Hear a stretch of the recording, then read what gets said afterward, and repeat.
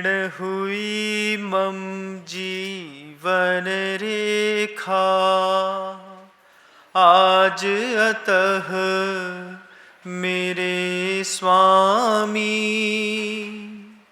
हुआ मृत्यु की ओर अग्रसर, बन कर के शिव पथगामी।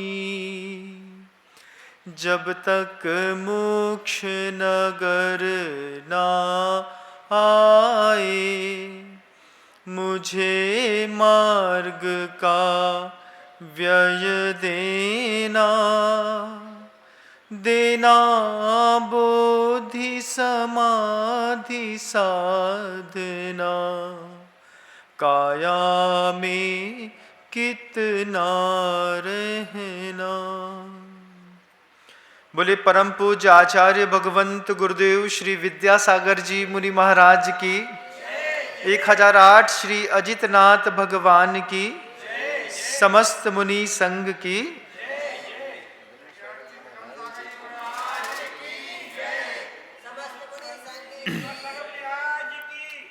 आचार्य भगवंत ने ग्रंथराज समयसार में एक गाथा लिखी है। गाथा में आचार्य भगवंत कह रहे हैं, नाणी रागप पजहो सब दब्बे सुकम्म मज्ज गदो, नो लिप्पदी कम रयण दु कद्दम मज्जे जहां कणयम, अन्नाणी पुनरत्तो सब दब्बे सुकम्म मज्ज गदो, लिप्पदी कम रयण दु कद्दम मज्जे जहां लोहम। दो प्राकृत की पंक्तियों पर गुरुदेव अपने विचार और चिंतन को समक्ष रख रहे हैं। ज्ञानी की एक जीवन शैली दिखा रहे हैं, एक तरफ अज्ञानी की जीवन शैली दिखा रहे हैं। ज्ञानी की जीवनचर्या को दिखाते हुए गुरुवर कहते हैं, नानी रागप पजहो सब दब्बे सुकम्म मज्ज गदो। ज्ञानी सारे राग द्वेष के वातावरण के बीच में रहता हुआ भी नो लिप्पदी कम रहने दो, उस काली किट्टिमा से ज्ञानी व्यक्ति कभी रंजायमान नहीं होता। कैसे नहीं होता? जैसे शुद्ध स्वर्ण मैले में फेंक दो, कीचड़ में फेंक दो, दलदल में फेंक दो, किसी भी अपशिष्ट पदार्थ पर फेंक दो, निकालो, निकाल करके पानी से धो और जेब में रख लो। उसको स्वर्ण को अग्नि से प्रासुक करने की जरूरत नहीं पड़ती। दुनिया का हर पात्र, कोई भी पात्र हो बंधुओं, लोहे का, स्टील की कोई भी गिलास नाली में गिर जाए, निकालोगे तो मांजने से उसकी शुद्धता नहीं होती। अच्छा मांज दो, मांजने के बाद अच्छा लाल लाल उसको आग में तपाया जाता है। तपाने के बाद वो पानी पीने के एक योग्य बर्तन बनता है। लेकिन सोने को नाली में गिर जाने के बाद तपाया नहीं जाता। वो ज्ञानी का उदाहरण लेकर के आया है। नानी रागप पजहो सब दब्बे सुकम्म मज्ज गदो, नो लिप्पदी कम रयण दु कद्दम मज्जे जहां लोहम कड़यम। जैसे सोना कीचड़ में, मैले में गिरने के बाद भी उसको परीक्षा देने की जरूरत नहीं पड़ती, क्योंकि पूर्व में उसकी परीक्षा हो चुकी है। और इन छोटी छोटी चीजों की, क्षुद्र क्षुद्र लोगों को परीक्षा देने की जरूरत पड़ती है। तो गुरुदेव कहते हैं, अन्नानी पुनरत्तो, अज्ञानी व्यक्ति रंजायमान हो जाता है। लिप्पदी कम रेण दू कद्दम मज्जे जहां लोहम, लोहा को कीचड़ में डालने पर जंग लगती है ऐसा नहीं। लोहा को तो ठंडी हवा लग जाए, ठंडी हवा लगने पर भी लोहे में जंग लग जाती है। नवंबर दिसंबर की बरसात की नमी वाली हवा लोहे में सिर्फ सामान्य से भी लग जाए बंधुओं, तो उसमें धीरे धीरे उसका भूरापन दिखाई देने लगता है और उसमें जंग लग जाती है। ऐसा अज्ञानी का जीवन। जब पूज्य गुरुदेव इस गाथा को हम लोगों को पढ़ा रहे थे, पन्ने पलटते हैं तो बहुत कुछ दिखाई देता है। पन्ने पलटते हैं तो गुरुदेव कहते हैं कि देखो लोगों की जीवन शैली संसार में कैसी है। दुनिया में लाखों लोग हैं बेरोजगार, ढूंढ रहे हैं किस बात के लिए? एक रोजगार मिल जाए। लाखों लोगों की संख्या है, 700 करोड़ लोगों में से आप विश्वास मानिए 550 करोड़ लोग बेरोजगार हैं। 550 करोड़ लोग रोजगार ढूंढ रहे हैं। अब गुरुदेव कहते हैं ये लोग बेरोजगार हैं, रोजगार ढूंढ रहे हैं। अज्ञानी की वो स्थिति है, पहले बेरोजगारी के कारण भटक रहा था, अब रोजगार मिल गया तो रोजगार के कारण भटक रहा है। पहले बेरोजगारी के कारण भटकाव था, इस नगर से उस नगर, इस देश से उस देश, इस शहर से दूसरे शहर, कभी पूना, कभी बेंगलोर, कभी बंबई, कभी मद्रास, कभी चेन्नई। कोई भी मेट्रो सिटी में हजारों लड़के मिल जाएंगे जॉब सर्च करते हुए, बेरोजगारी के कारण भटक रहे। अब रोजगार मिल गया। अभी रोजगार मिल जाने से आपकी भटकन खत्म हो गई है, ऐसा नहीं। अब आप रोजगार के कारण भटक रहे हैं। अब आप पहले जो दौड़ आपकी बेरोजगारी के कारण थी, अब वो रोजगार के कारण परिवर्तित हो गई। अब चीन जा रहे, जापान जा रहे, अमेरिका जा रहे, एम्ब्रॉड जा रहे, कहीं फिर जा रहे, मलेशिया जा रहे, बांग्लादेश जा रहे, क्या सामान बुलाओ। ये भी भटकाव है जीवन का बंधुओं, अगर समझ में आ जाए तो। जब समझ में आ जाए तो कि कुछ अपना रोजगार स्थापित कर लिया। अब पहले आदमी किसी बेरोजगारी में उलझा था, अब रोजगारी में उलझ गया। अब सुबह से लेकर शाम तक रोजगारी उलझा के रखी है। 7 बजे सुबह से दुकान खोलो। हम जिस गांव में हैं, इस गांव की खासियत है, यहाँ 6 बजे सुबह से दुकान खुल जाती है। हमने कहा 6 बजे सुबह से दुकान खुल जाती है, बोले महाराज गांव देहात है, 9, साढ़े 9, 10 बजे तक तो पूरे दिन का धंधा होकर के खत्म हो जाता है महाराज। दोपहर में कोई ग्राहकी नहीं, फिर शाम को आती है सीधे सीधे। शहरों का रूल अलग है, शहरों में दिन के 12 बजे दुकान खुलती है और रात को 12 बजे तक चलती है। सुबह 6 बजे खुलती है, 12 बजे तक खत्म होती है। 12 बजे दोपहर में बढ़िया आराम से आदमी भोजन करता है, सब निकल जाता है, अपने काम करता है। गुरुदेव कहते हैं बेरोजगारी से छूटे, रोजगारी में अटके। अब रोजगार से भी छूट जाओ तो भी तुमको आराम मिल जाएगा, ऐसा नहीं है। तुम दुकानदारी से छूटे तो लाड़ी में अटके। जैसे पैसा आ गया तब क्या चाहिए भैया, ब्याह करने मोड़ा को। अन्नानी पुरत्तो सब दब्बे सुकम मज्ज गदो, लिपदि कम रेण दु कदम मज्ज जहां लोहम। इस गाथा की, इस पंक्ति का अर्थ निकालते हुए गुरुदेव क्या खूबसूरती के साथ जवाब देते हैं।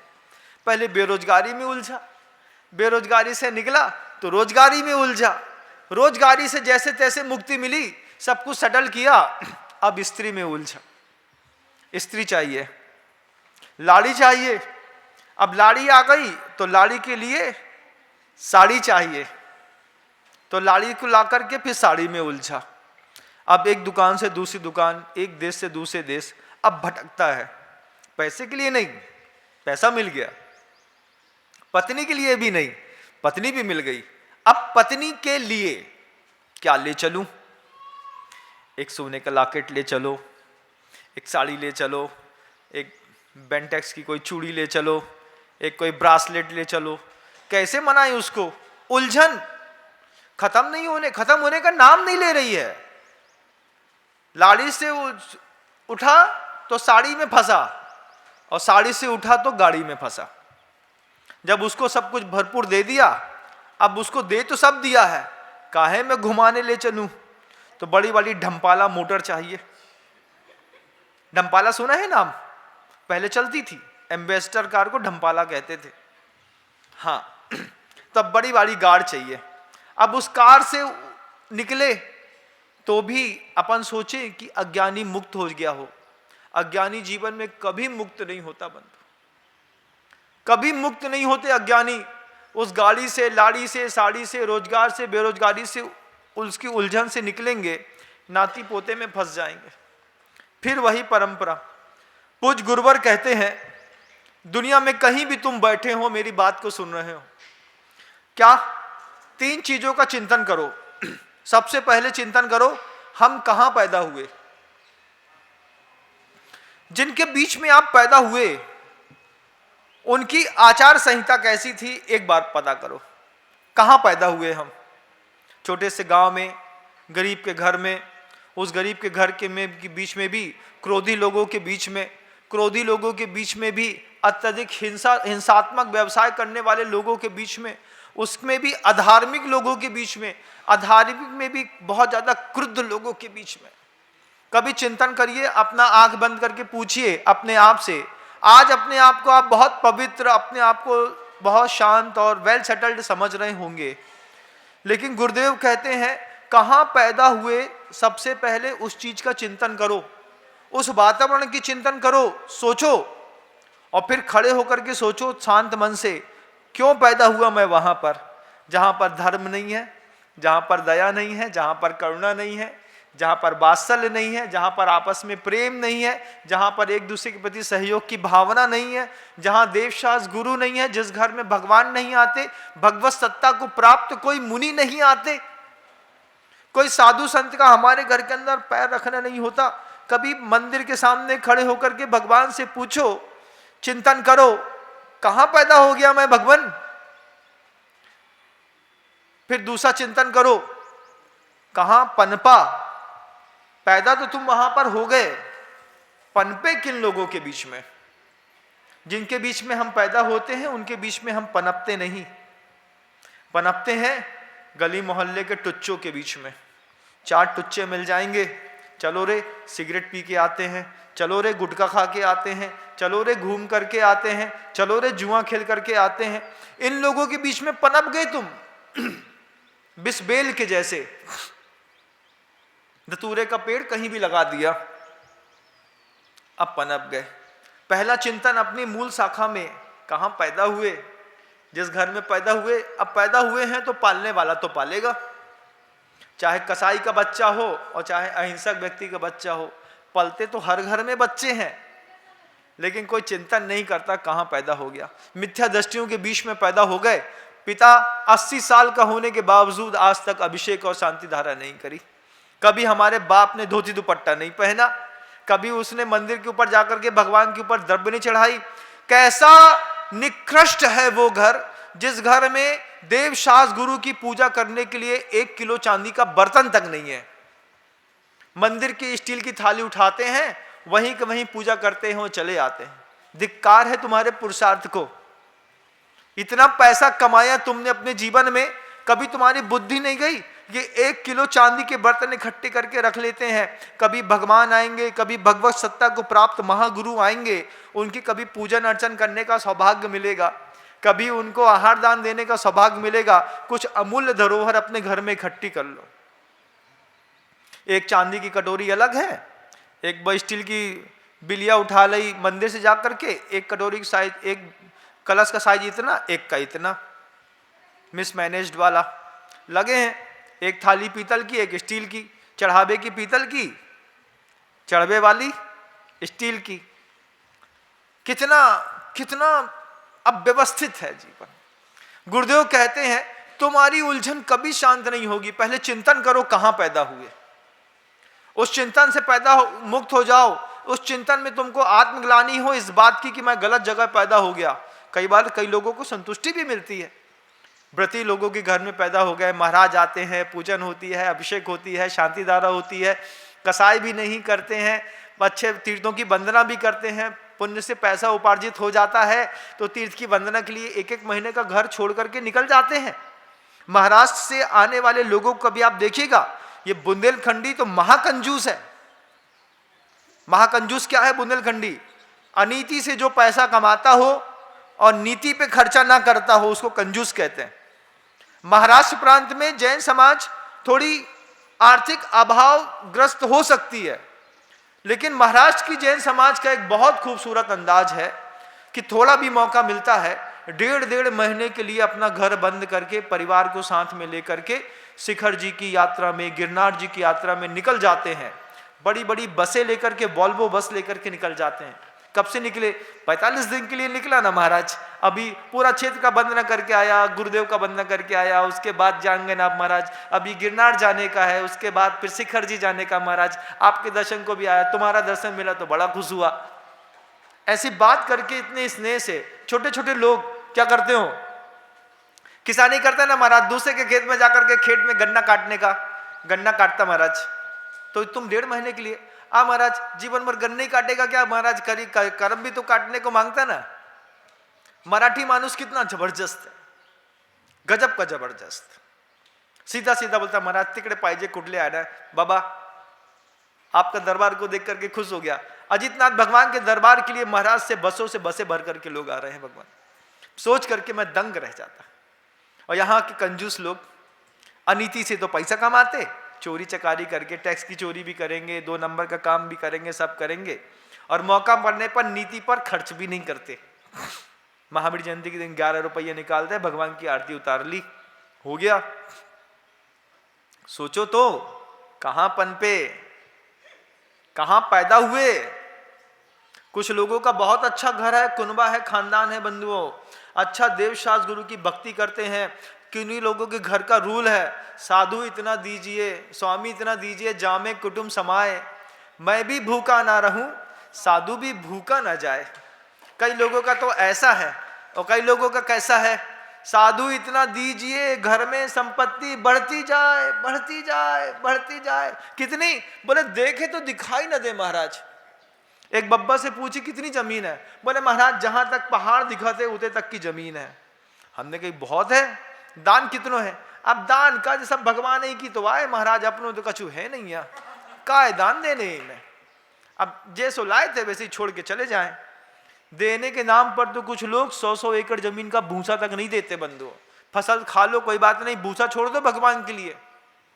इतना नियम ले ले जैन समाज का आदमी कि अपने जिन खेतों में हम काम करते हैं, फसल हम खा लेंगे, लेकिन हमारे खेत से जितना भूसा पैदा होता है, भूसे का फसल भूसा बेच करके मंदिर में बना लेंगे। सारे मंदिरों में अंदर सोना सोना दिखाई देने लगेगा।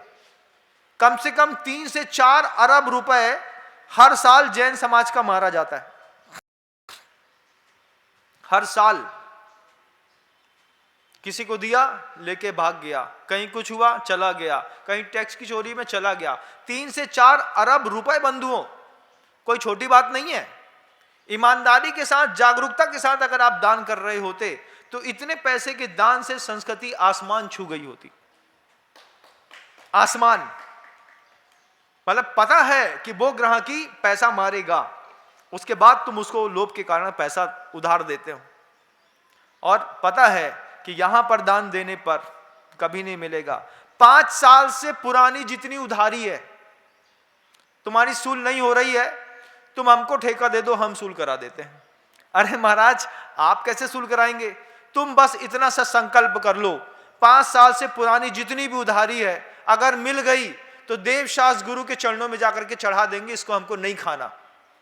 इतना आप एक बार संकल्प करिए बंधुओं, आप देखिएगा जिस उधारी के कारण आपकी मानसिकता परेशान हो रही है, सारा का सारा पैसा धीरे धीरे करके आपके घर पे आने लगेगा। आपका संकल्प है इस बात का कि हम 10 साल पुरानी उधारी क्यों ना हो, जब भी मिलेगी खुद भोगेंगे।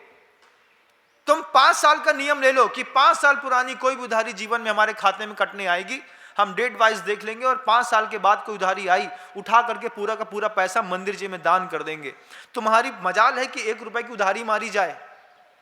3-3 अरब रुपए लोगों के मारे जाते हैं इस तरीके से हर साल। बंधु कहां पैदा हुए हो, एक बार गुरुदेव कहते हैं चिंतन करो।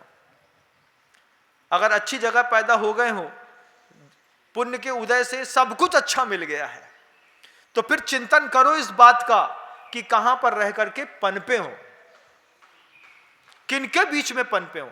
देवशास्त्र गुरु के बीच में। कुछ बच्चे ऐसे हैं कि जब उनकी मां का विवाह हुआ था, उस समय वो मां साधु संघ से जुड़ी थी। बच्चा गर्भ में आया तो मां साधु संघ से जुड़ी थी। बच्चा जब हाथ में गोदी पर आया तो मां ला करके महाराज के कमरे में ला करके रख दिया। महाराज 45 दिन का हो गया है, ये बच्चा आपके चरणों में समर्पित है, इसका संस्कार कर दीजिए। उसके संस्कार कर दिए। हर साल मां दिन में 4 बार, मतलब साल में 4 बार 6 बार चौका लेकर के आते। कुछ बच्चे ऐसे हैं कि गर्भ में आने से पहले से उनके माता पिता भगवान से, मां से जुड़े हुए।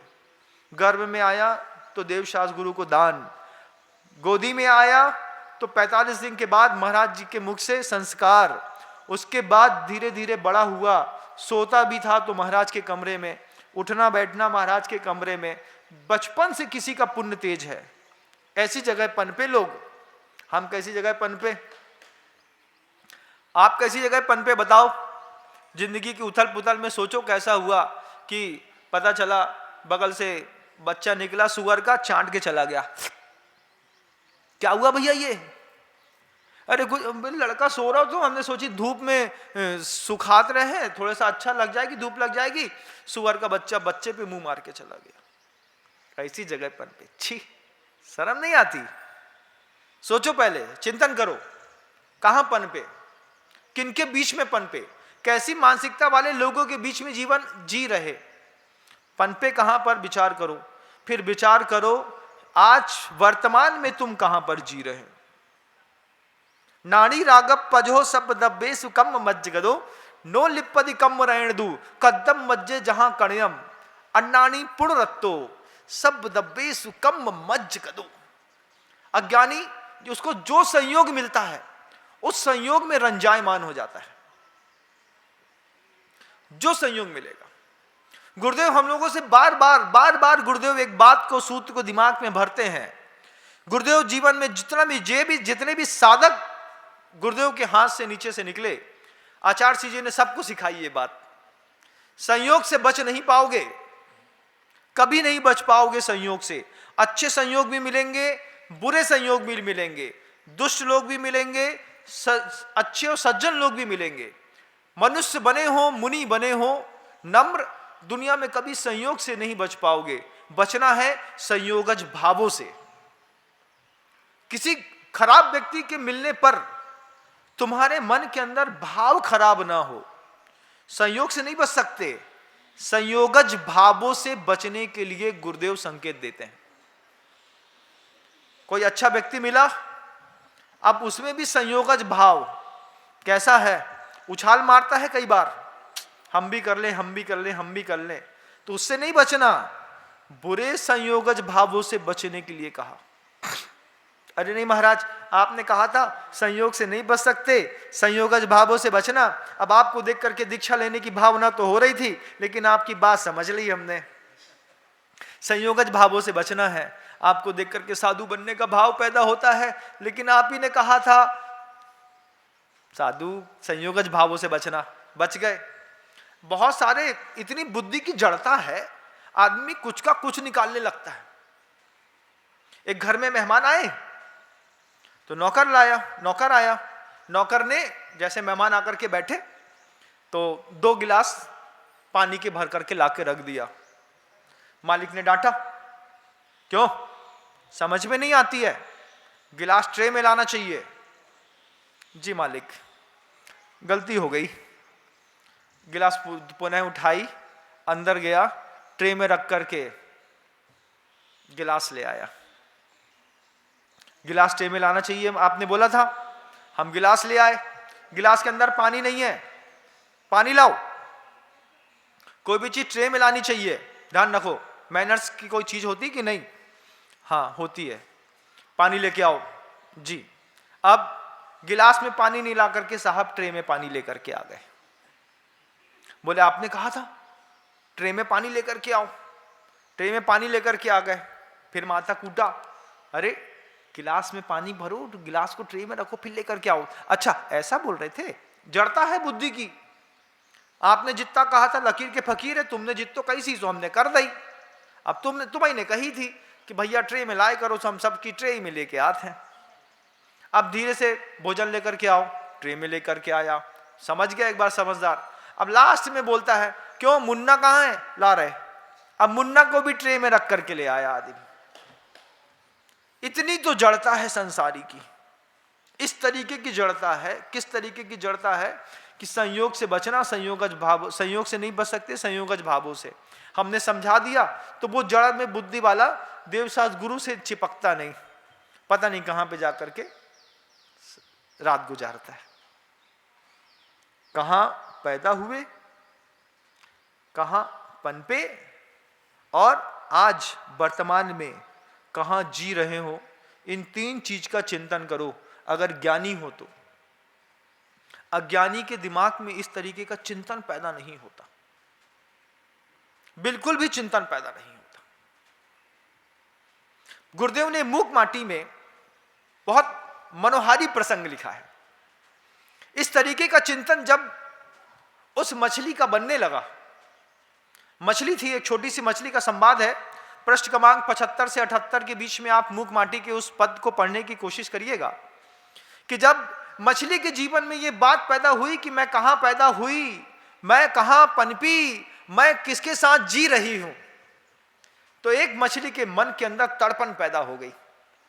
मुझे निकलना है, मुझे बाहर जाना है, मुझे यहां पे नहीं रहना है।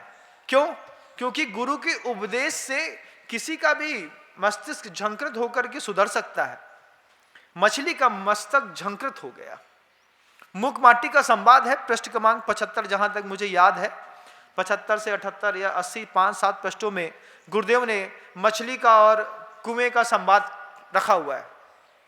अब मछली सारी मछलियों के बीच में एक साथ रह रही है, लेकिन जैसे ही उसके दिमाग में चिंतन चढ़ गया, मैं कहां पैदा हुई, मैं किसके बीच में पनपी, मैं कहां पर जी रही हूं, मछली को एक भी दिन कुएं के अंदर आराम न मिला। आपके मन के अंदर यह भाव पैदा हो जाए, मैं कहां पैदा हुआ, मैं कहां पनपा, मैं कहां जी रहा हूं, और तुम्हारे अंदर थोड़ी भी भवितव्यता है, तुम जिसको धन कहते हो, हम उसको जीवन में पुण्य कहते हैं। अगर तुम्हारे पास थोड़ा भी पुण्य है, थोड़ा भी तुम्हारे पास ज्ञान का धन है, थोड़ी भी मात्रा में तुम कहीं से कहीं तक थोड़े भी ज्ञानी हो, तो जैसे वो मछली चिंतन करने लगी, मैं कहां पैदा हुई, मैं कहां पनपी और मैं किनके बीच में जी रही हूं, मछली को एक भी दिन आराम न मिला। जितनी भी बार कोई ऊपर से पानी भरने आता, उतनी बार जितनी बार ऊपर से लोग बाल्टी डालते, और जब जल की गहराइयों में बाल्टी नीचे उतरती, मछली हर बार कोशिश करती कि इस बाल्टी पे मैं चढ़ जाऊं, इस बाल्टी में चढ़ करके किसी भी बहाने से मैं इस कुएं से बाहर निकल जाऊं। गुरुदेव भी हैं, मुनि संघ है, आर्यका संघ है, इतने सारे साधु सावक का वृंदों का भगवंतों का आपके गांव में आना जाना होता है। ये आपको आपके घर के अंदर डाल करके बाल्टी लगा करके आए हैं। तुम्हारी इच्छा तो हो कि उनकी बाल्टी में जल के साथ मैं थोड़ी यात्रा कर लूं, थोड़ा सा अपने आप को किसी साधु के साथ रह करके थोड़ा सा तो उठा लूं, थोड़ा सा कुएं से बाहर निकलने के लिए नहीं बोल रहा, कुएं में रह करके कुएं से थोड़ा सा ऊपर उठा लूं। थोड़ा भी ऊपर उठता है ना, उसका अलग सुख मिलता है। किसी व्यक्ति को जमीन से देखो, फिर फर्स्ट फ्लोर से देखो, सेकंड फ्लोर से देखो, और 20वें माले में चढ़ करके देखो, देखने का तरीका बदल जाता है बंधुओं। उस मछली को तड़पन हुई किस बात की, कहां पैदा हुई, किसके साथ पनपी और कहां जी रही, मुझे यहां से बाहर निकलना। महीनों बीत गए उस तड़पन को। एक दिन एक अच्छा कुमार मिट्टी का घड़ा बनाने के लिए, पानी जल लेने के लिए कुएं पर पहुंचा।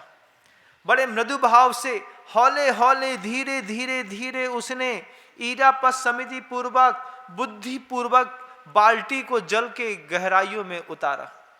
हम जब पानी खींचते हैं तो क्या करते हैं, ऐसा एक बार ढांक के देखते हैं, हाँ खूब गहरा है, फिर क्या करते हैं, ऐसी रस्सी उठाते हैं और बाल्टी के साथ रस्सी एक साथ छोड़ करके तमाशा देखते हैं।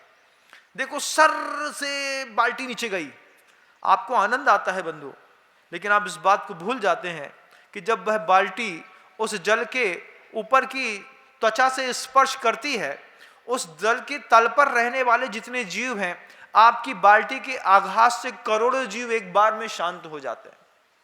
एक बार कभी किसी कुएं पर सूर्य का प्रकाश जा रहा हो और कुएं का पानी जब बिल्कुल स्थिर रहता है, उस स्थिर जल में आप सूर्य के प्रकाश में देखिएगा, ऊपर आपको जीव राशि दिखाई दे जाएगी।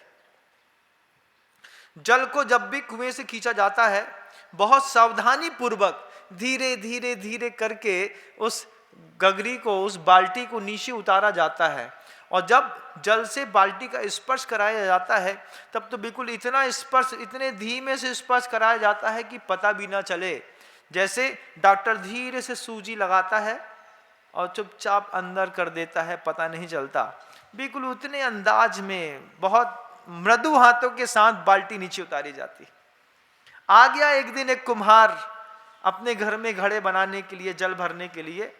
उस मछली की तड़पन बार बार बनी रहती थी। इस बार कुम्हार ने बहुत सहजता पूर्वक, सरलता से बाल्टी नीचे उतारी। नीचे बाल्टी उतारी और नीचे बाल्टी उतारने पर जब आधी बाल्टी भर गई, मछली ने झांक करके देख लिया, मैं भी इसमें कूद जाऊं, मैं भी इसमें चली जाऊं, मैं भी इस बाल्टी का सहारा लेकर के थोड़ा सा ऊपर उठ जाऊं। उसने भाव क्या बनाया, पूरा का पूरा मछलियों का कुनबा उसको खींचने में लगा। मछली को खींचती है, हर आदमी खींचता है। स्वार्थम को न वांछति, स्व प्रभाव भूयस्त्वे स्वार्थम को न वांछति। हर आदमी चाहता है कि जो जिसके साथ रह रहा है वहीं रहे। अब मछलियों का बहुत बड़ा समुदाय था।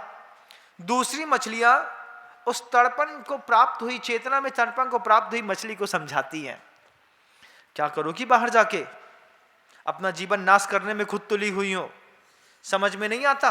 इतना ठंडा पानी है, इतनी गहराइयां हैं, समय समय पर सब कुछ मिलता रहता है, सूरज की रोशनी में तपना भी नहीं पड़ता है, अच्छी ठंडक रहती है, समूह भी है हमारा, साथ में सब उठना बैठना, हंसी मजाक सब छूट जाएगा तू ऊपर उठेगी तो। क्यों जाती है ऊपर, क्यों अपने जीवन में खुद नाश करके आगी लगाती है। लेकिन जिस मछली को तड़पन होती है वो सुविधाएं नहीं देखती बंधु। सुविधा भोगी दुनिया में कभी आध्यात्म का पात्र नहीं बना। आध्यात्म का पात्र तो हमेशा संसार में कष्ट भोगी लोगों को अध्यात्म मिला।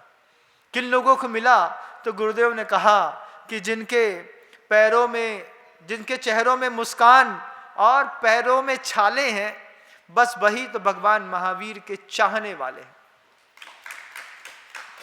गुरुदेव कहते हैं कि पैर में छाला पड़ा हो फिर भी चेहरे पर मुस्कान दिखाई देती हो।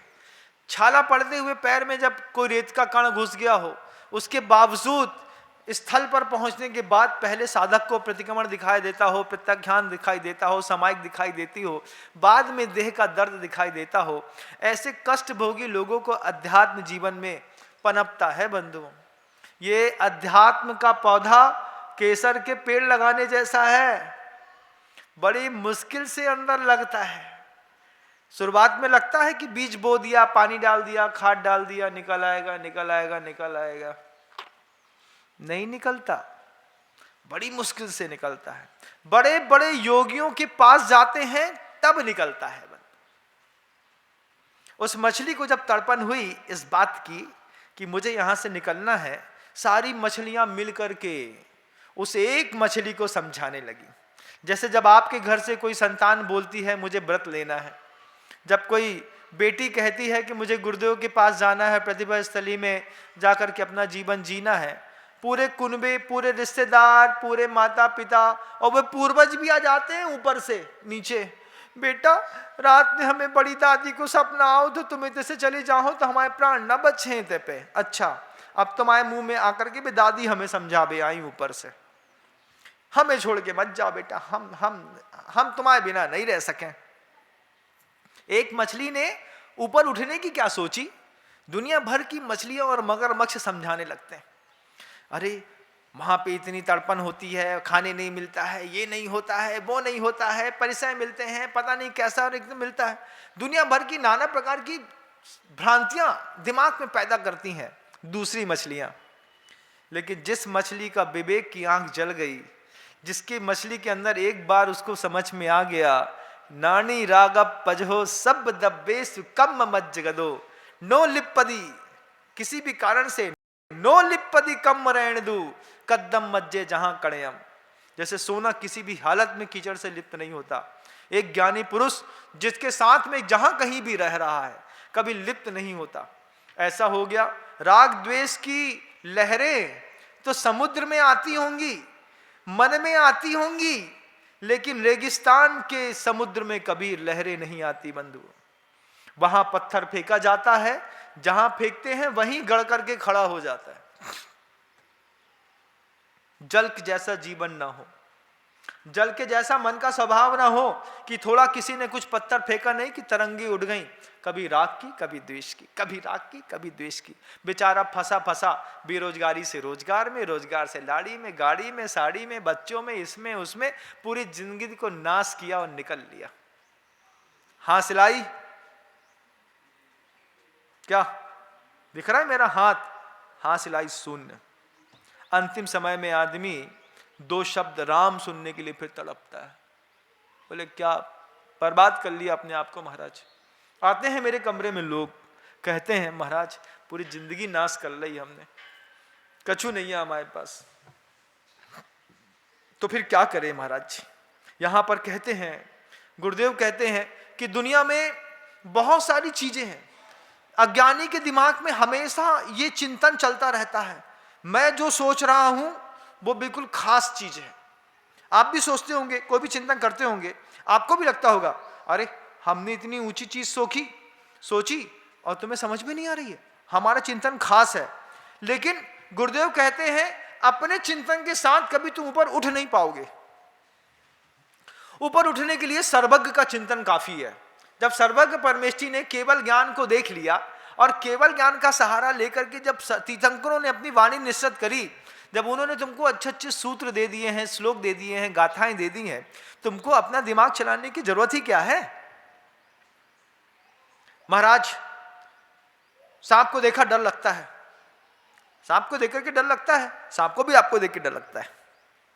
सांप भी बेचारा डरता है, तब तो वो फन उठाता है, तब तो वो इधर उधर देखता है वो चीज क्या, अरे कहीं ये मार ना दे, ये मार ना दे, ये मार ना दे। बड़ा मुश्किल है। अब जहर है, आपकी नजरों में क्या है, कैसा है? घातक है ना, घातक है महाराज। जहर पिएंगे तो मर जाएंगे, लेकिन जहर सांप के लिए भी घातक है क्या? तो आचार्यों ने सूत्र दे दिया, बोले जीवन में कभी भी किसी भी व्यक्ति से मिलो, किसी भी परिस्थिति में रहो, उसमें एक सूत्र लगाओ, अर्पिता नर्पित सिद्धे। हमारी अपेक्षा से तो ये घातक है, लेकिन उसकी अपेक्षा से सही है। सांप के मुख में विष नहीं होता तो सांप का जीवन तक नहीं बचता बंधुओं। उस सांप जो तुम्हारे लिए विषाक्त है, वो सांप जिसको तुम देख करके, सुन करके, नाम सुन करके डर जाते हो, वो जहर जिसको तुम छूना पसंद नहीं करते हो, अगर सांप के मुख में ना होता तो सांप कभी अपनी जिंदगी ना जी पाता। कितनी चीजें हैं संसार में जो तुमको प्रतिकूल दिखाई देती हैं, ये भी प्रतिकूल है, ये भी प्रतिकूल है, ये भी प्रतिकूल है। अब उस पूछो कुम्हार से, बारिश बरसती हुई कितनी प्रतिकूल लगती है उसको। हमने घड़े बना के रखे, ठंडी पड़ने लगी, हमने घड़े बना के रखे, बारिश हो रही है, कितनी प्रतिकूल है। लेकिन किसान से पूछो, महाराज सोना बरसा है, सोना, ये बारिश बरसने से क्या हुआ? बोले लाखों करोड़ डीजल तो डीजल का बच गया। पूरे देश में पानी बरसता है 4 दिन, 5 दिन, 7 दिन, करोड़ों रुपए जिस पानी को पंप में चला करके डीजल खर्चा करते, फिर पानी सींचते, प्रकृति ने एक बार दिया और तुम निहाल हो गए। लेकिन प्रकृति ने एक भी बार मांगा तो तुमने देने की कोशिश नहीं करी। उसके ऊपर भरोसा तो रखते हो, वो बरसाएगा, वो बरसाएगा, वो बरसाएगा। वो भी कभी पूछता है, अरे हम इतना बरसाते हैं, तुम कभी बरसाओगे कि नहीं बरसाओगे? हम कहां बरसाएंगे, हम तो अज्ञानी हैं, ज्ञानी तो प्रकृति है। ज्ञानी बरसाए तो बरसाए, हम नहीं बरसाने वाले, हम तो सिर्फ लेने वाले। और फिर भजन बना दिया, बाबा देने वाले हैं, हम तो लेने वाले, ऐसा गाना गा दिया। अरे गाना गा के बाबा को समझा दिया। बाबा बोलते हैं कि गाने से बुझलाओ मत, बाबा देने वाले, हम तो लेने वाले। ऐसा बोलो, बाबा समय समय पर आप भी देने वाले हो, समय समय पर हम भी देने वाले हैं। जब जिसका मौका जैसा पड़ जाए, कभी नाव के ऊपर गाड़ी और कभी गाड़ी के ऊपर नाव, दोनों का एक दूसरे का अविनाभावी संबंध हो, अर्पिना नर्पित सिद्धे सूत्र हो बंधु। वो मछली ऊपर उठी, सारी मछलियां समझाने लगी। जब सारी मछलियों ने मिलकर के समझाया तो कुछ मछली तो बोलती है, अच्छा विचार है तेरा, तू निकल जा, तू निकल जा, हमारी तो जिंदगी हो गई, अब तो हम इन्हीं के बीच में जी करके खुश हैं, लेकिन तू तो जवान है, ऊपर उठ। तो दूसरी मछली जैसे ही वो एक हाथ ऊपर उठी, तो ऊपर चढ़ी हुई, बाल्टी में चढ़ी हुई मछली ने कुएं में पड़ी हुई मछली को देखा। कुएं में पड़ी हुई मछली बाल्टी में चढ़ी हुई मछली से कहती है कि देखो, जहां जा रही हो वहां सबके साथ प्रेम से रहना, किसी से द्वेष मत करना। प्रेम से रहने का मतलब, बोले जीवन भर जैसे हमारे साथ घुल मिल करके रही, ऐसी जहां जा रही है बेटा वहां पर भी घुल मिल करके रहना सबके साथ। हमारी जिंदगी में हम प्रेम की तो इतनी शॉर्टेज हो गई है कि ना हम घर वालों को देख करके मुस्कुराते हैं, ना बाहर वालों को देख करके मुस्कुराते हैं। जिस पत्नी से पूरे दिन का भला होता है, वो तुम्हारे कपड़े धोती है, वो तुम्हारे बर्तन मांजती है, वो तुमको भोजन कराती है, वो तुमको रात में सैया का सुख देती है, वो तुम्हारे बच्चों को पालती है, वो जो तुम्हारा पैसा इकट्ठा रखती है, तुम्हारे घर में झाड़ू पोछा बर्तन सब करती है, वो जो जिससे तुम्हारे जीवन में जितना भला पंच परमेष्ठी नहीं करते उतना तो तुम्हारे लिए तुम्हारी पत्नी करती है। लेकिन उसको देख करके प्रेम की बड़ी शॉर्टेज है महाराज। पत्नी को देख करके मुस्कुरा देंगे तो उसका भाव बढ़ जाएगा। अरे भाव नहीं बढ़ जाएगा, थोड़ा मान बढ़ जाएगा, कल से और अच्छा उसको लगने लगेगा। लेकिन हम नहीं मुस्कुराते घर के अंदर, बड़े आदमी है हम क्यों मुस्कुराएंगे, है ऐसा है क्या जीवन है। वो एक मछली दूसरी मछली को उठते वक्त समझा रही है, जितना ऊपर उठो उतना ज्यादा प्रेम बांटना, कभी अपने जीवन में प्रेम कम मत करना, और प्रेम बांटना, प्रेम मांगना मत। दुनिया में बहुत सारे ऐसे महात्मा मिलेंगे बंधुओं, जिन्होंने दुनिया को खूब प्रेम बांटा है, खूब वात्सल्य दिया है, खूब दुनिया को शांति प्रदान करी है, लेकिन जीवन में कभी उनको प्रेम नहीं मिला, जीवन में कभी उनको वात्सल्य नहीं मिला। ये मछली, एक मछली दूसरी मछली को क्या खूबसूरती के साथ समझा रही है कि जब भी ऊपर उठो तो बांटना, लेकिन किसी से मांगना मत। प्रेम हो तो बांट दो, लेकिन यह अपेक्षा मत रखना कि मैंने तुमको बांटा है अब तुम हमको बांटोगी। ये अपेक्षा रहित प्रेम जीवन में सुख देता है बंधु। एक मछली दूसरी मछली को समझा रही, हम इंसान होकर के इंसान को नहीं समझा पाए कि बेटा दूर जा रहा है, थोड़ा सा प्रेम बांटना सीखना। पहला उपदेश दिया, प्रेम मिले या ना मिले कोई बात नहीं, हमारा पुण्य तो कमजोर है कि तुझ जैसा नालायक व्यक्ति हमारे सामने फंसा, लेकिन तेरा पुण्य तो बड़ा जबरदस्त है कि तेरे सामने हमारे जैसा पुण्यात्मा पाले पड़ा, हम तो तेरे को प्रेम देंगे चाहे कुछ हो जाए। एक बदसूरत आदमी एक खूबसूरत कन्या के सामने आकर के खड़ा हो गया और दोनों एक दूसरे को देख करके मुस्कुराने लगे। उसके पूरे मुंह काला था, यहां पे बहुत बड़े बड़े चेचक के दाग थे और उसमें से मवाद बह रही थी। एक सुशील कन्या के सामने आकर के खड़ा हुआ तो कन्या भी मुस्कुराने लगी और वह आदमी भी मुस्कुराने लगा। कन्या ने आदमी से पूछा, आप क्यों मुस्कुरा रहे हैं? वो आदमी कहता है, मेरे सामने इतना खूबसूरत चेहरा दिखाई दे रहा है, उस खूबसूरती को देख करके मैं मुस्कुरा रहा हूं। फिर वो आदमी ने पूछ लिया, मैं तो आपको देख करके मुस्कुरा रही हूं, आप क्यों मुस्कुरा रही हैं? आपका क्या भाव है? वो कन्या कहती है, मैं तो ये सोच करके मुस्कुरा रही हूं कि परमात्मा ने इतना अच्छा चेहरा दिया है, थोड़ा सा मुस्कुरा दूंगी तो दूसरे की मुस्कुराहट में ये चेहरा काम आ जाएगा। क्या सोच है! एक बुरा व्यक्ति एक अच्छी व्यक्ति के साथ देख करके साथ में रह करके मुस्कुरा रहा है, दोनों मुस्कुरा रहे हैं। बुरा इसलिए मुस्कुरा रहा है कि अच्छे को लूट लिया, और अच्छा इसलिए मुस्कुरा रहा है कि अच्छे को लूटा है बेटा, किसी बुरे को लूटा होता तो आज तेरे को समझ में आ जाती। तो दोनों एक दूसरे को देख करके खुश हैं। एक मछली दूसरी मछली को समझाती है कि बेटा ऊपर तो उठ रही है, प्रेम बांटना, लेकिन प्रेम मांगना मत।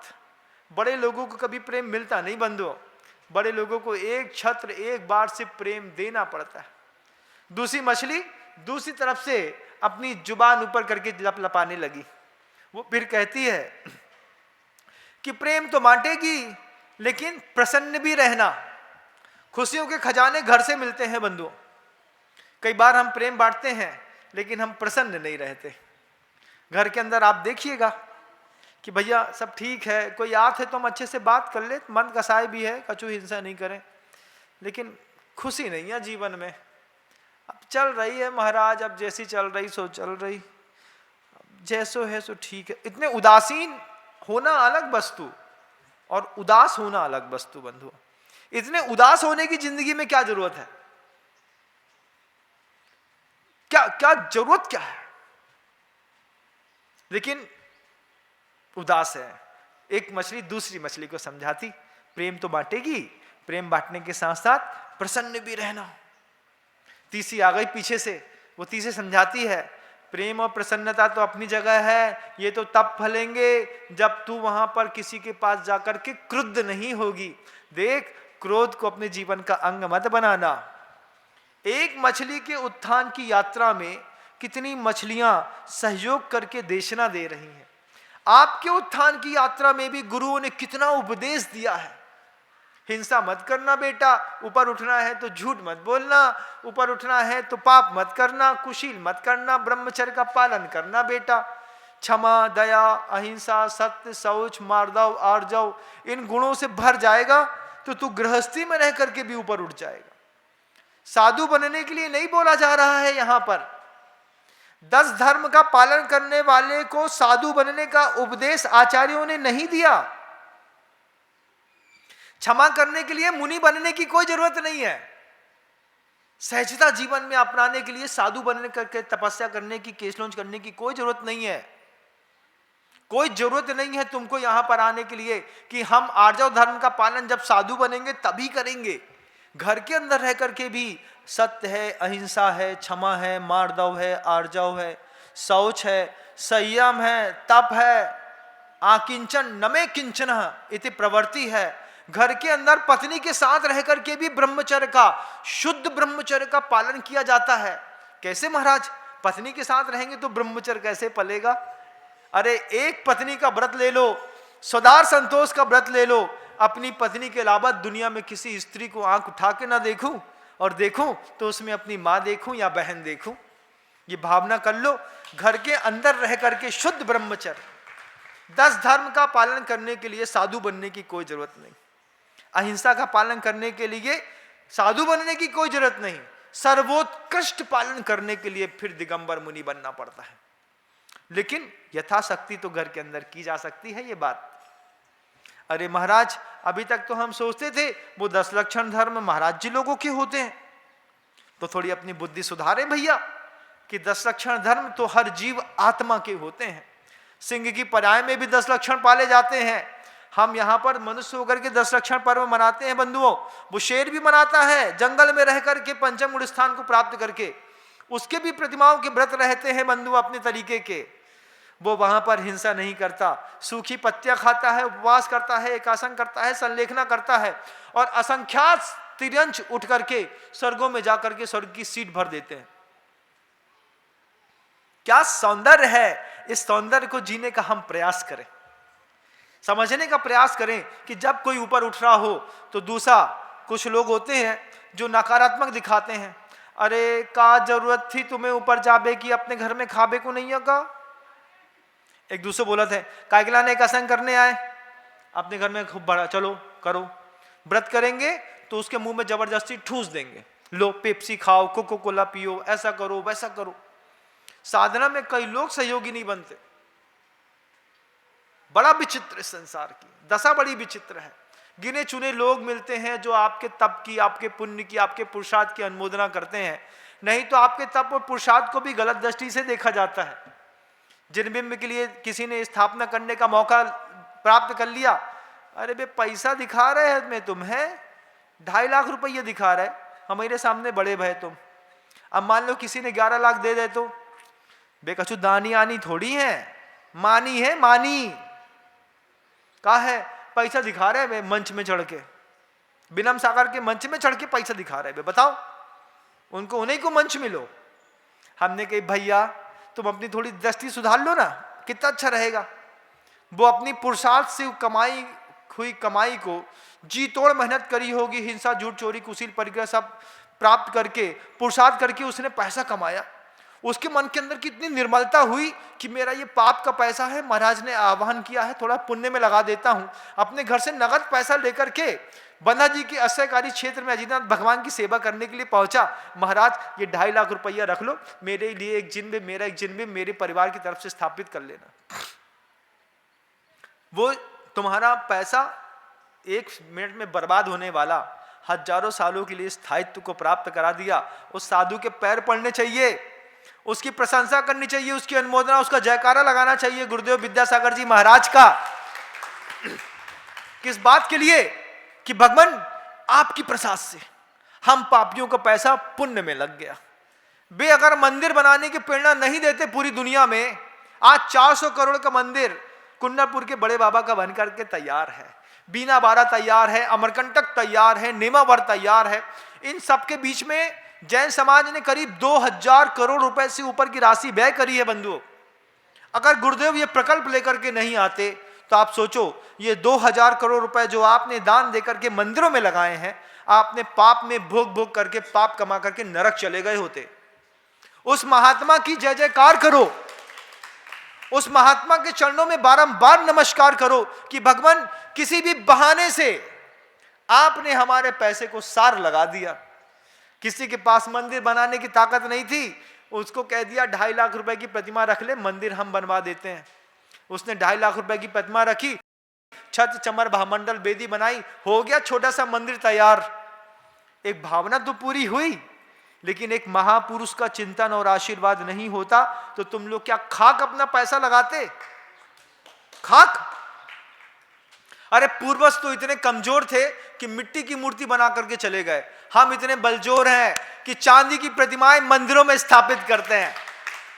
हमारे पूर्वज जो ऊपर चले गए हैं वो भी ऊपर से देख करके आशीर्वाद देते होंगे, और अपने आप में वो पूर्वज भी गर्व करते होंगे देवता बन करके। अरे गजब का है हमारा नाती, क्या किया हमारे नाती ने। देखो तो वो विद्यासागर के महाराज जी के चरणों में जाकर के उसने वहां पे जाके चांदी की मूर्ति बोली है। हम तो संकोच करते रहे और लोभ करते रहे, हमारा नाती हमारे कुल का गौरव निकला, उसने वहां पर जाकर के चांदी की प्रतिमा दान कर दी, स्थापित कर दी, चांदी की प्रतिमा लगा दी, छत चमर भामंडल लगा दिया। कितनी बार पैसा था जेब में, हम नहीं दे पाए। महाराज हमारा नाती इतना जबरदस्त निकलो, अच्छो कमा थे और अच्छो दान दे थे। कक्का तुम कहा नहीं दो, हमारा तो गति बंद होगा महाराज, अब क्या बताएं। और बे जो तुम्हारे जो बब्बा जो मर गए ना ऊपर जाकर के हैं, बे जितने तुम्हारे खानदान के 2-5 खानदान की पीढ़ियां ऊपर मर गई, वे सब आती है हमारे कमरे में, हमसे कहती हैं महाराज आपने भला किया कि हमारे बच्चे को अजितनाथ भगवान से जोड़ दिया। हम सबको आशीर्वाद देते। रात में हमारे कमरे में किस तरीके की शक्तियां आती हैं ये तो सिर्फ हम जानते हैं और अजितनाथ भगवान जानते हैं, जो हमको संभाल के रखे हैं। बे अजितनाथ भगवान और बिनम सागर 2 समझते, बाकी तुम लोग क्या समझते? कुछ नहीं आता तुम लोग के दिमाग में। अजितनाथ भगवान से पूछो भगवान ऐसा होता है क्या? बे आते तुम्हारे पूर्वज हमारे पास, बोले महाराज भलो करो, हमारे मोड़ा को तुमने लाइन में लगा दो, हम उनको आशीर्वाद दे। बोले तुम्हारे मोड़ा को भी दे रहे, तुम्हें भी आशीर्वाद है। थक जाता मैं रात में भी आशीर्वाद देते देते, सोते सोते आते, कोई पैर दबाता, कोई कुछ करता। हमने कहा ये क्या मचा के रखा है? बोले महाराज अब क्या बताएं, पूरे परिवार लाइन में लग गया। वे तुमसे बात नहीं करते, ये मंदिरों में रहते हैं तुम्हारे पूर्वज। इन्हीं मंदिरों में असंख्यात देवी देवता का रूप धारण करके वो यहाँ पर रह रहे हैं। जब नाती मंदिर में आता है, पूजा करता है, इसी बहाने भी देवी देवता अपने नाती को देख लेते हैं। वहाँ पर वो भी जय जयकार करते हैं, कभी पुष्प वृष्टि करते हैं, कभी गंधोदक की वृष्टि करते हैं। किस बात के लिए? इस बात के लिए कि जो काम मैं न कर पाया वो मेरा पोता, मेरा नाती, मेरा पंती, मेरा संती ये करके चला गया। ये वैभव है संसार का बंधु। एक मछली ऊपर उठे और दूसरी मछली अगर उसको ऊपर उठने के लिए प्रोत्साहित न कर पाए तो कम से कम हतोत्साहित तो ना करे और जय जयकार करे ऐसे गुरुओं की कि जिन गुरुओं की कृपा से इतने बड़े बड़े भव्यतम जिनालयों का निर्माण हो रहा है। जय जयकार करो उन गुरु की जिन गुरु को पता नहीं था कि आगे चल के सृष्टि कैसी होगी, लेकिन दिव्य दृष्टि थी, तेजस्वी प्रतिमाएं स्थापित करी। सामान्य प्रतिमाओं में और तेजस्वी प्रतिमाओं में महान अंतर होता है बंधुओं। वे बड़े बड़े साधक थे। जिंतूर के नेमीगिरी जिंतूर में जाकर के देखिए, अंतरिक्ष पार्श्वनाथ भगवान देखिए, कुंडलपुर के बड़े बाबा देखिए, सम्मेद शिखर में जाकर के चरण चिन्ह देखिए भगवान के। क्या पूर्वजों की शक्ति होगी वहां जाकर के स्थापना करी कि आएंगी संपदाएं, पीढ़ियां आएंगी, कई पीढ़ियां निकल जाएंगी। यहाँ पे वंदना करते करते एक बार पैसा लगा करके चले गए, आज तक उनके नाम की जय जयकार हो रही है बंधु। क्या वैभव है, अद्भुत अद्भुत वैभव। थोड़ा भी पैसा बचेगा तो छोड़ आएंगे महाराज के पास कि महाराज ये पैसा अतिरिक्त है, आप धर लो। हमने सुना है कि आपकी उपस्थिति में 1 रुपए की हेरा फेरी नहीं हो रही। पहले लोग खाते थे, भर के झोला भर के घर ले जाते थे। अब तो सुना है महाराज जब से आप आए हैं 1 रुपए की हेरा फेरी नहीं हो रही। तो भैया हेरा फेरी तो मैं होने नहीं दूंगा। मोदी भाई ने जो बात कही है वो मुझको भी अच्छी लगती है, न खाऊंगा ना खाने दूंगा। तो क्या करूंगा महाराज, जितना पैसा आप दान देंगे बंधा जी के आश्रयकारी क्षेत्र में लगेगा, उसका सुंदरतम मंदिर बनेगा। आपको ऐसा लगता है कि मेरे पास 25 रुपए हैं, 20 रुपए हैं, 15 रुपए हैं, 50 रुपए हैं, 100 रुपए हैं। अगर आपके पास एंड्रॉइड है, आपको यूपीआई बारकोड दिखाई दे रहा होगा स्क्रीन पर, आप उस स्क्रीन में रोज का 5 रुपए भेजिए, रोज का 10 रुपए भेजिए, 25 रुपए भेजिए, 50 रुपए भेजिए। लाखों रुपए की बात नहीं कर रहा हूं मैं आपसे। कीजिए शक्ति प्रमाण, जो आपकी शक्ति बनती है। महाराज आज मेरी 15 रुपए देने के भाव है, ठीक है, आप 15 रुपए का एक बारकोड में स्कैन करके और 15 रुपए आप क्षेत्र कमेटी के पास भेज दीजिए। जिस 15 रुपए से आप राशि खरीदने वाले थे, जिस 25 रुपए के कारण आप कोको कोला की बोतल खरीदने वाले थे, जिस 50 रुपए के चक्कर में आप कोई पाप करने वाले थे, आप रोज दान करिए ना। स्क्रीन पर आपको बारकोड दिखाई दे रहा है, उस बारकोड का सहारा लेकर के आप 5 रुपए, 10 रुपए, 15 रुपए, 25 रुपए, 50 रुपए से लेकर के करोड़ों रुपए की संपत्ति आप अपने फोन का कमाल करिए और इस बंधा जी ऐसे क्षेत्र में लगा दीजिए बंधुओं, आपकी जिंदगी धन्य हो जाएगी। मीडिया ने बहुत सुविधा दे दी। आज हम पता नहीं वहां तक पहुंच पाएंगे कि नहीं पहुंच पाएंगे, लेकिन हमारा दान विनम्र सागर जी महाराज के पास तक पहुंच जाएगा। रोज सुबह कमेटी अकाउंट मेंटेन करती है, बताती है कि कल की डेट में बैंक का अकाउंट इतना था। फिर जब आप वहां से यूपीआई बारकोड के माध्यम से जब अपना कोई पैसा डालते हैं और बिना रसीद का जब पैसा बैंक में ऑटोमेटिकली बढ़ता है, तो रोज मुझे पता चलता है कि कल 5 लाख रुपए आए, परसों 7 लाख रुपए आए, फिर 10 लाख रुपए आए, फिर 25 लाख रुपए आए। मैं देखता हूं पूरी दुनिया की लोगों की श्रद्धा को कि किस तरीके की जैन और अजैनों की श्रद्धाएं बलवती हैं कि महाराज मेरा 100 रुपए का मन था, मैंने 100 रुपए डाल दिया, मेरा 200 का मन था, मैंने 200 डाल दिया, किसी महिला के पास साड़ा नोट पड़ा था, उसने वो डाल दिया। आपको जितना पैसा समझ में आए बंधु, अठन्नी समझ में आए तो 50 पैसा डाल दो, लेकिन भगवान के नाम पर बंधा जी पे डाल दो। हो सकता है आपके उस 50 पैसे से भी कमाल हो जाए। कितना सबसे न्यूनतम पैसा कितना डाल सकते हैं भाई? कितना? 5 रुपए। 5 रुपए से कम नहीं डालता, ट्रांसफर नहीं होता। अच्छा, इन लोग बताते हैं 5 रुपए से कम का ट्रांसफर नहीं होता। कोई ऐसा ऐप बनवाना चाहिए जिसमें 50 पैसा भी चला जाए, फिर आपको आनंद आएगा। यथासंभव कोशिश करिएगा बंधुओं, खुद उठिएगा, दूसरों को उठाने की कोशिश करिएगा। और 5 मई को बंधा जी में पूरी दुनिया से लोग आ रहे हैं। 10,000 से ऊपर लोग 2 दिन बाद यहाँ पर आने वाले हैं। आपका मन बने, अपना रिजर्वेशन कराइए। बंधा जी का अजितनाथ भगवान आश्रयकारी हैं। पूर्णिमा को उनका आश्रय पूरी दुनिया अपनी आंख से देखती है। आप भी देखने के लिए बंधा जी क्षेत्र पर पधारिए और अपना महोत्सव का लाभ लीजिए।